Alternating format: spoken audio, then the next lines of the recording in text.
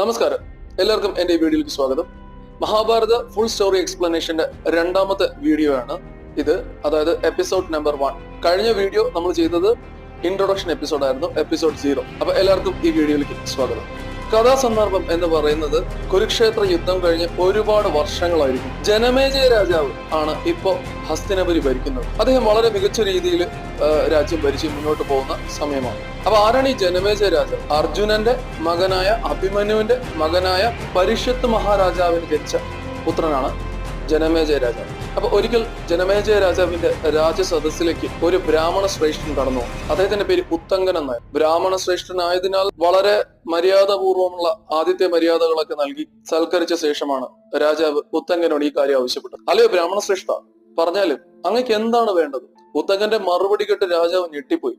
ഉത്തങ്കൻ പറഞ്ഞതാണ്, രാജാവെ, അങ്ങയുടെ ഈ മട്ടും ഭാവവും കണ്ടിട്ട് എനിക്ക് അത്ഭുതമാണ്